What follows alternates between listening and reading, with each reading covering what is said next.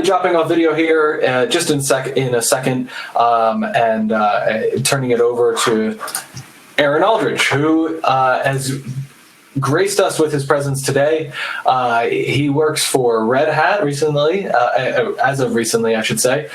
He's the founding organizer for DevOps Day Hartford, and let's just say he has done the speaker circuit. So, Aaron, thank you very much for chatting with us today. He'll be doing a talk on sticking together while staying apart, resilience in the time of COVID. So, Aaron, take it. Thanks so much for the introduction. I'm looking at the session. I've got my monitors set up, so I should be able to see multiple things at once. And since it looks like there's like about a dozen folks in the channel, like feel free to interact in the chat channel while I'm going through, and I'll try and keep an eye on it and respond to stuff if I'm going. So feel free to ask questions in line as well, since there's a handful of us here.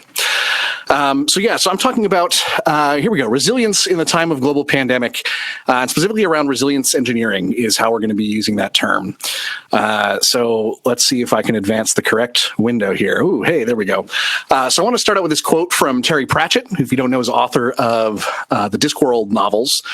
Who says 1,000,000 to 1 chances crop up 9 times out of 10. Or to put another way, I like to say everything's a little bit broken all of the time, but it keeps working anyway. Right? Like, US East 1 goes down every other time that it rains, and yet you can still stream all of your Netflix while we're stuck inside. And all that has to do with resilience, right? This is what we're here to actually talk about and discuss today. And now, since resilience is a great word, but it has an academic definition in the world of resilience engineering, as well as being just a common word that we happen to use every day. So to avoid the fact that we all have a different definition in our head right now, we're going to nail down what we're actually talking about here. So David Woods has published a paper that basically says when we're talking about resilience, we're generally talking about 4 different things.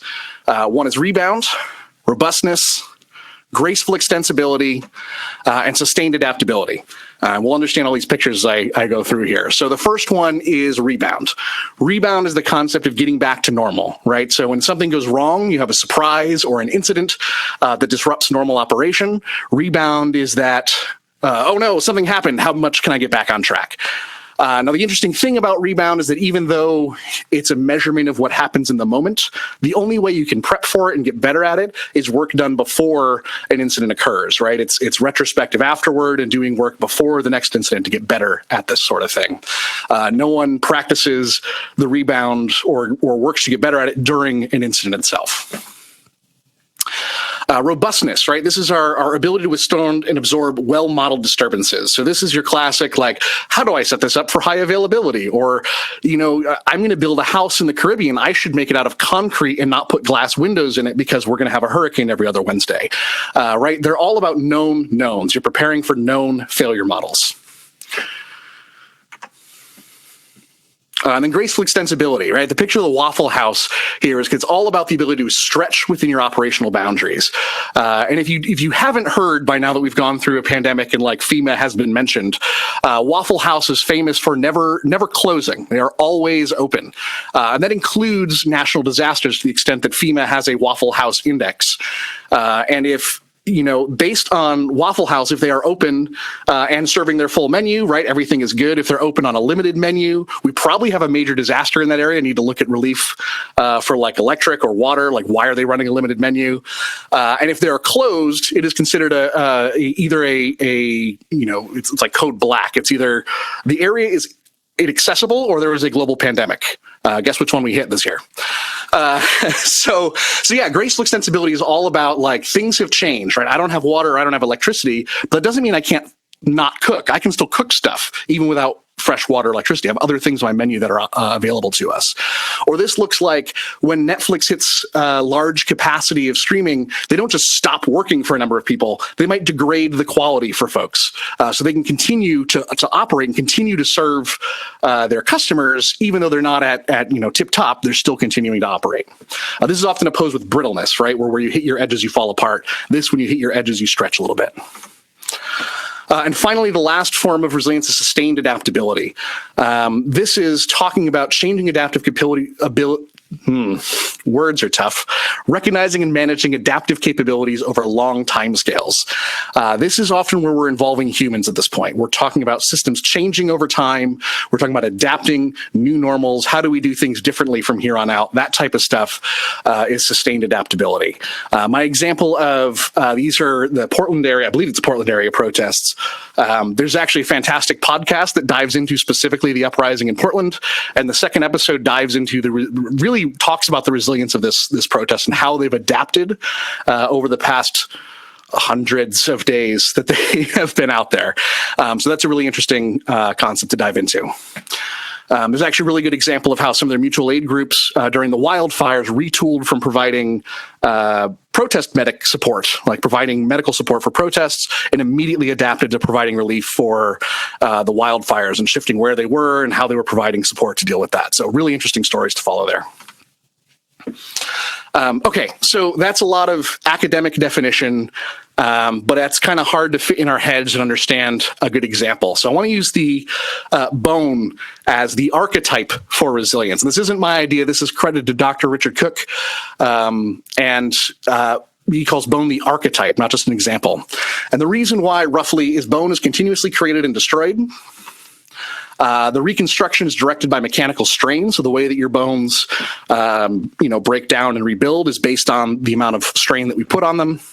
And that's directed by signals through loosely coupled layered networks at the cellular level, right? Lots of small bits all communicating in order to make this happen. That's not the extent of that talk. This is a whole 45-minute keynote that I'm trying to condense into about 2 slides. So you should watch the talk yourself because it is absolutely fantastic. But here are the takeaways for resilience engineering. Resilience engineering comes in about 2 different flavors. One is that we've been doing for about 3,500 years. It's talking about how bones are sort of naturally resilient. They naturally encompass resilience. But we've learned that if we set the bone in such a way, when it breaks, it will heal better. But it'll heal on its own. It'll do that completely.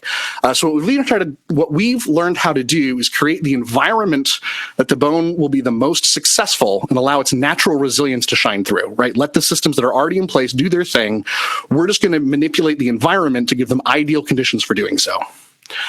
The new thing that we've been doing, which is about 5 years old, at least in the medical industry here that he's talking about, talks about actually manipulating the signals that all these cells use to communicate and build the actual resilient mechanisms themselves.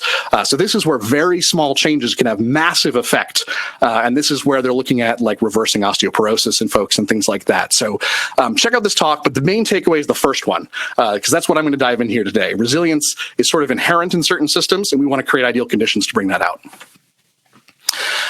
So this is sort of the systems that we deal with on a daily basis. Actually, this is a modern system architecture. I believe this is old and was stolen from the slides that you would hear whenever someone from Netflix would talk, and they would say, people always ask us, what does Netflix look like? And I believe this is a diagram of Netflix about 5 or 6 years ago. But suffice to say, we're getting to that point, right? They're complex, coupled networks. They're loosely coupled, tied with all this different interconnected signaling. Now I've got to make sure I've got the right slides here. Okay, so what this is built into, we're talking about a system that's built into, has rebound, graceful extensibility, and robustness are baked into that system design, right? When things go down, something else comes up, we're going to degrade. We have known failure cases for high availability. And that's the type of stuff you can actually build into your software, right? So this is bear with my moment of commercial pitch, that if that's all we're talking about, that's the type of thing you can deploy OpenShift and you'll get all of that sort of stuff baked in, but you're not going to get real resilience until you have a change in human practice. And it's something we say here too. You're not going to adopt this platform unless you actually change the way your teams are interacting and your team is operating to improve the resilience that you have. All of the systems that we have are socio-technical systems, right? There's a reason we say this a lot in DevOps, is to put the emphasis on the fact that all of our software starts with people, whether you're the ones that have designed it or are operating it or thought of the need for it, and it ends with people that are using it at the far end, right? So nowhere in the system is it possible to exclude humans, right? Humans are part of the systems that we design. And that's great because the humans actually build the resilience into our systems, right? That's where all of this resilience comes from. So there's a concept called Conway's Law, which roughly says we design systems representative of how our organization communicates, which I think is absolutely true. And this is why I talk about and can show you, OpenShift all day long, but if your team is still operating in these heavily siloed environments, where your devs aren't really talking to ops folks and you're tossing stuff over the wall, or you've got very strict change controls, you're often going to struggle with adopting these new systems and adopting things like containers and adopting things like microservices, because the organization isn't built to handle that style of communication. It's difficult for the applications you build to handle that style of communication, because you're going to want to bake in the same safety nets, the same safety levers, and the same change controls into the software, which may or may not actually work that way if you want them to be microservices. So I believe the problem with presenting and sharing my screen is I don't get my up next slide. So I have to guess that this is the correct blank slide. So I want to take a moment here. Yeah, perfect. And anyone who's here, take a moment to step back, and hopefully you're not like driving and listening to a conference. So you have the option to, if closing your eyes helps you imagine things, go there and imagine like the last major incident that you had, whether, whatever it was, whatever the last major incident, you had to get called in, it's a surprise at work, we've got to fix stuff, Sev 1, that type of thing. And once you've got that moment in your head, I want you to think about a few questions. The first thing is, who or what recognized this as a problem? Was there a system that alerted you and told you, hey, this is a major deal and as a Sev 1, we need to get 10 people involved? Was there an alert that someone had to investigate and that person found the problem, but they were still kind of alerted by a system? Sort of something to think about there. And how surprising was this incident? Was it something you kind of expected, or something that came out of nowhere, like the wrong things had to go wrong the right way for it to really be a problem? And think about all the overlapping systems and networks and people that were involved. You have engineers and folks that responded to it. You might have had managers involved if it was a major incident. Food delivery, possibly. Was your home life disrupted? People that had to be, kicked out of rooms or had to change, or you had to cancel what your plans. That impacted somebody. Executives might have been involved, and probably customers were involved in that as well, right? All these different people got involved in an incident that occurred with whatever it is we built. And ultimately, I want to finally think of, where did the resolution come from? Was there some policy that got put in place to fix the problem? Or was it some engineer right in the thick of it who said, oh, I found it, and processed a change and put it through and resolved the issues? So I'm going to bet it was the engineer, but we're going to talk a little bit more about that, because that dives into the concepts of the sharp end and the blunt end of the systems that we build. And these are kind of important concepts when we dive into resilience and safety. These come out a lot in the realm of safety, and like safety the new way or safety 2.0, or you might have heard some of those terms before. The sharp end are folks who are closest to the work. These are the practitioners who are actually in it, building apps and responding to incidents. And your blunt end are folks who are removed from the experience, upstream decision makers. The thing about folks at the sharp end that's kind of interesting is they're often constantly building and destroying systems. There's strong signaling between folks at the sharp end. They're usually in the same teams, or they communicate regularly. They might even have community outside of that group. They improve systems, usually based on strain, right? When an incident happens, that's the thing that you're going to fix. And given ownership of the systems, folks will naturally improve that situation. There's a whole study, it's called the Woolworth study, that was done, I want to say Sidney Decker, during a lot of the like Safety 2.0 stuff, where they took Woolworth stores, or grocery stores in Australia, and changed up the way they do safety. Instead of policies mandated from the top and say, you have to do X, Y, and Z in order to be safe, and have safety officers that give the new policy every day. They said the cliff notes of this is they said to certain stores, hey, you own safety. Here are the outcomes that we want, but you decide how we get there. And that group generally improved far and above by giving the actual ownership to the people that were doing the work. They naturally improved the safety of the system they were working in. And I'll provide resources to a lot of this stuff, all the academic papers and studies and things. Let me just quickly put in here. Oh, can I type at the same time I'm talking? Let's find out. If you go to, of course it didn't hyperlink. Let's try it one more time.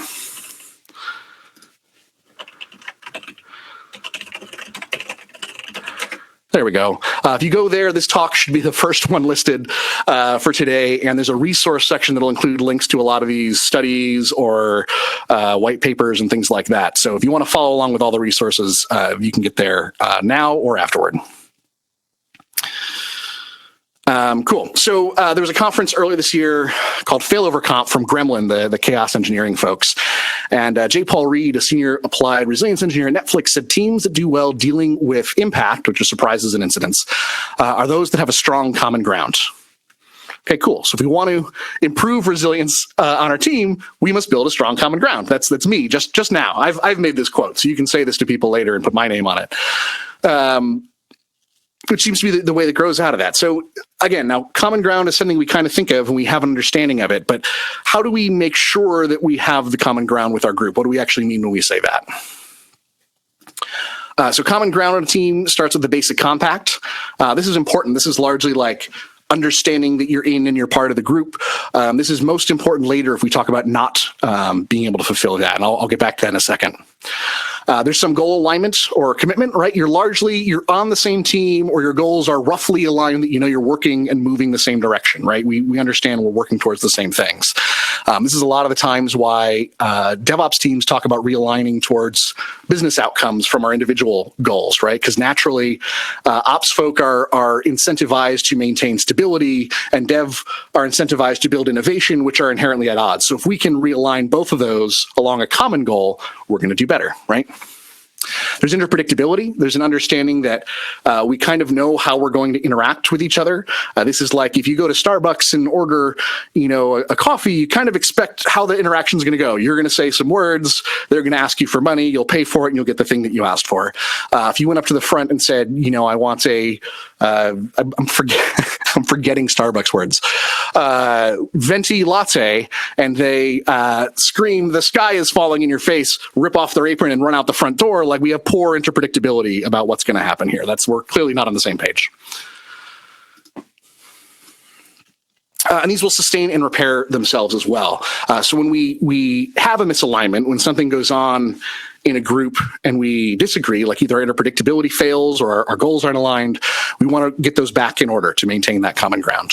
And this is where basic compact comes into play. Like if, for instance, there's a global pandemic going on and for whatever reason you need to take some time off, and even though you're in Slack, you're not really available, that's important to communicate with your team if you're going to maintain resilience. They need to know when you're in and need to know when you're out, more importantly, like when you are not reliable. That's what's going to maintain that inner predictability, right? If they send something to you, they have an expectation for how that's going to be handled. So there's a lot of ways we can build common ground, because that's kind of what you think about. Okay, so how next can we go from there? And these are going to sound like a lot of the practices that you'll preach often. We'll talk about blameless or blame-aware postmortems, right? Following up after incidents and figuring out, what occurred. How can we learn from that going forward and make things better? Chaos engineering is a whole other concept and discipline about introducing failures into our systems so we learn how to deal with them, having game days to practice incidents and practice things going wrong, and how do we deal with it when we run into the edges of our system, right? We want to build those into it. And modeling vulnerability is a big part of it as well. As leaders in groups especially, being open and being vulnerable improves that reliability of your team, interacting. People who are never reliable may be a whole other story altogether. And that leads into, you may have seen this study before. This was the study, they did a big study at Google and said, what were the hallmarks of our top performing teams? And number one was inevitably psychological safety, right? This gets back to our monitoring vulnerability. And psychological safety is more than just feeling nice, although that's a good part of it. A large part of it is diving in and being safe, like I said, safe to take risks and being vulnerable in front of each other. So not just feeling good, but being able to say, hey, yeah, I flubbed that, or I forgot about this thing, and knowing that you can bring that forward so we can learn and improve without judgment that's coming down. Because, like they say, if sanctions follow these acts all the time, people become subject matter experts in not telling you shit. And this isn't just a Google thing. So Accelerate did this study in 2019, the state of DevOps. Their analysis found that this culture of psychological safety is predictive of software delivery performance, organizational performance, and productivity. So psychological safety doesn't just feel nice because you feel like you belong where you're going and you feel like you can talk to everyone on your team. It actually improves delivery, organizational performance, and productivity. So it doesn't just feel good, it's good for you. So if you want to dive in, so this talk was originally given at Deserted Island DevOps, which was, if you didn't follow that, was a conference that happened entirely inside of Animal Crossing. And so Matt Stratton at that same talk happened to give a conversation that's largely about psychological safety on your team, how to work with that and how to build that. So check out this talk, again, linked in my resources as well. Which dives in more deeply into like what things can you do to improve and work with psychological safety on your team. So Ray and Heinrichs also has this quote on the Greater Than Code podcast devoted to resilience. And Larry said, resilience is about creating the conditions that maximize everyone's potential. And I absolutely agree. This is right in line with what we're talking about with Bone and how does resilience engineering come into place with this. When you're building resilient teams, largely it's making sure that everyone knows that they can operate at peak performance. When everyone will naturally be resilient, we naturally want to make sure our systems are working and reliable and we don't get paged in the middle of the night. So if we can maximize everyone's potential to do that, that's how we get good at it. So this actually led to a theory as I was sort of rolling the ideas of loosely coupled networks around in my head, and I had this thought. As recently as March this year, would you believe? My initial thought is that systems largely fail outwards, right? So I was thinking of a model of an incident, right? You kind of have something goes wrong in the system and it might try to self-heal. And if it can't do that, it's going to page somebody and go to the next system out, right? And hopefully that on-call engineer can fix it using their level of resilience to be able to human interact with the system. And if that doesn't work, maybe they'll call the team or it becomes Sev1 or the whole organization gets involved. Or you might have a Knight Capital incident, which if you don't know, Knight Capital was the trading company that flubbed production and accidentally lost like millions of dollars per second. They did not survive that mistake. It is a tale of woe in the DevOps world. And it fails the whole organization to an extent that they have to probably get the government involved, right? If you're declaring bankruptcy, we've got even bigger system involved. You're now failing back to government systems that are taking over that org and fixing the problems that you had. But then sort of something interesting happens. What happens if it goes the other way?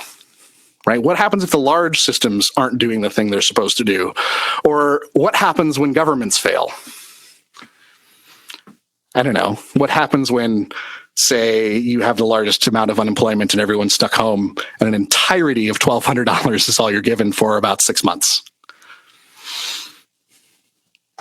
Right? It's left to us. Right? If the big systems fail, it is left to these small, loosely coupled networks to pick up the pieces. So community building, I put forth, is resilience engineering. All this work that folks do, putting these conferences together and going out into communities and trying to build a group of people who care about all this stuff, whether it's open source, whether it's DevOps, whether it's people who like GitLab, right? All that community building is resilience engineering. And if you look at the contents of a strong community, they're usually diverse, right? You've got all these different views and different capabilities that are coming together. You have a high trust and safety inside of your communities, or we hope to. That's what we're after. They naturally will sustain and repair themselves. There's interpredictability. We know how we're going to interact with each other in this community. And even strong communities are made up of even smaller, loosely coupled, layered networks of people. So even the communities themselves that we build naturally encompass all of the things that we're talking about. So some examples of what happened here. So this is slightly early in COVID because that's when I gave this talk first, was April. So that's where the majority of my examples come, because I am a hack and a fraud and did not fully update this every month because that would have been a lot of work. There was a lot of news this year. So anyway, March 17th, the Missisquoi Valley School District. This is where I live in rural Vermont. There's about 6,000 people in my town, and of the people in the school district, there's something like 40 to 50% rely on free or reduced lunch. So they just automatically decided every child in the school district under 18 gets meals, no questions asked. This is the easiest way to make sure the people who are vulnerable get served. And they started just giving out free breakfast and lunch. In fact, if you were on the bus route, they would deliver it for you. This has changed since we've had time to adapt that, but it was amazing, right? Their first reaction was to make sure everything stays up. Just like that's our first reaction for systems, right? Make sure everything stays working. Stores offered shopping time for vulnerable customers. Like, as much as I hate to say that Target, Aldi, and Walmart did the right thing, like, whether motivated by dollars or motivated because it was right, they allowed the vulnerable population to get access to the resources they need. And there was no policy that dictated that, right? That was a decision by those companies to serve the communities that they serve. Right. Shortage of PPE. And so the community shows up and works to provide that with the resources that they have available for them. And rent strikes, I think, are a huge example of this, which happened this one was in New York, right? Because as folks were laid off and didn't have money, we could all stick to ourselves, but if the community rallies, the community can push for fairness, and the community can say it is not right that a handful of us who got unlucky get kicked out of their homes. We're all standing beside that, right? The power of the community comes and keeps those people safe and builds the resilience that they didn't have, right? When something went wrong, they lost their job, the community steps up to make sure they have a place to stay. And it continues further. This is actually what I talked about. The Portland Ewoks, because they're a fan of hilarious acronyms, first mobilized for protest, offered disaster relief during wildfires. Right? Again, this is mutual aid group. This is entirely community run. There is no government organization here. It was people saying, how can I help? People stopping and protesting mass evictions in Boston, literally protesting in front of the courthouse so that people cannot get there and file evictions. That is community resilience. So there's a great podcast. This podcast turned out to be the most aptly named podcast of the year, worst year ever podcast. They had an episode back in March, How to Save Your Community When the Government Fails, all about how do we build common ground in our communities? How can we build strong resilience with each other when the government doesn't help out for us? There's lots of great episodes in this podcast, but this is definitely one to check out.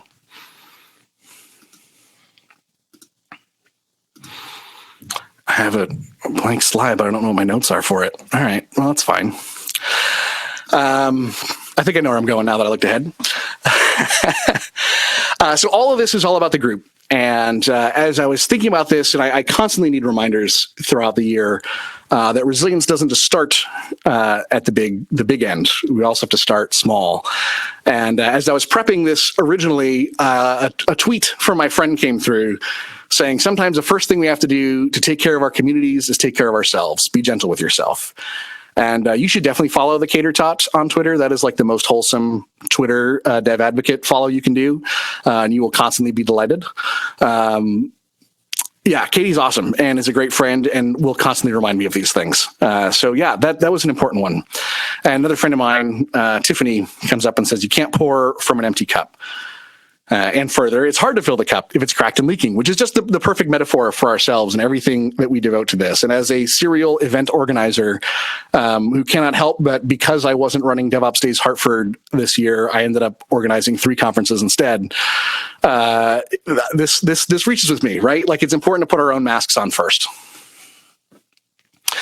And this is from J. Paul Reed's talk at FailoverConf. I forgot about this slide, so I had to grab it. And he talks about dealing with cognitive load, and this is how we deal with stuff, whether it's individually or in teams. Part of it is shedding load. We reach capacity, right? So you've got only so much room, and at a certain point, you have too many things. And when you have too many things, you deal with it in one of 4 ways: either shed load, trade thoroughness, shift work and time, or recruit more resources. And the more important one I wanted to say was this trade off thoroughness in each task. And the comment that stuck out to me in this talk was a completely offhand comment that said, all of us right now are probably trading off thoroughness in every task that we do. And that's probably right. I mean, is anyone operating at peak capacity during COVID? I think all of us have things that we do a little bit less. And it's not conscious. We're not saying, I'm gonna skimp on this code review. It's just maybe we don't look as closely as we used to. Maybe we don't. Maybe we don't do 5 edits, we do 4.5, right? Like there's little bits here and there that we do a little bit less than we're used to, which just really weighed on me because thinking about that, if we're all trading off thoroughness, that means we're all operating right now at maximum cognitive load all of the time, which is not great. I don't know if there's an answer for what you do about it right now because like times being what they are. But it was something to think about. Furthermore, he dives into the fact that these first 2 are often tactical decisions. They're kind of a decision you can make yourself, where the other 2 are more strategic because they often involve impact to the organization. But one of the things I thought about was shifting work and time and recruiting more resources more than ever is stuff that we can do individually. I wrote a blog post about it, which is completely unrelated, but I think it's important to stick in here, like, if you want further reading and further thoughts on this. I wrote a concept on borrowing from ourselves. I think one of the things we've enabled ourselves to do, since a lot of us, especially in software development and delivery, are working from home, is our sort of home and mixed lives are being squished together and meshed. And it's very easy to borrow resources from yourself without thinking about it, right? It's really easy to say, if I just keep pushing a little bit longer tonight, maybe I can get ahead and then I can relax, and we never do. And it's very easy to keep taking time from ourselves without giving it back. So anyway, just something to think about. I wrote a blog about that if you want to hear more. And this is the exact quote that I feel in my bones, but I can't carry anything else. Should I swap it with something? And the world says, no, do it all. Anyway, one of the things we can do too is like enjoy whimsy and enjoy those things that give us joy. This was also a moment hanging out with friends, and my friend Rich, who's an organizer for DevOps Days Portland, happened to be wearing his Portland shirt and his black, I don't know if it's a hoodie or if it's a fleece pullover here. And so my other friend Jason, who happened to be wearing also a black outerwear and the red DevOps Days Portland shirt, took his screenshot, set it as background for the rest of the conversation, to which Tiffany quickly hid her camera, ran away, came back, and dressed the same, added a third iteration of this. So, like, have fun. Like, that stuff needs to happen. And when we're just being very serious about meetings all the time, we will explode.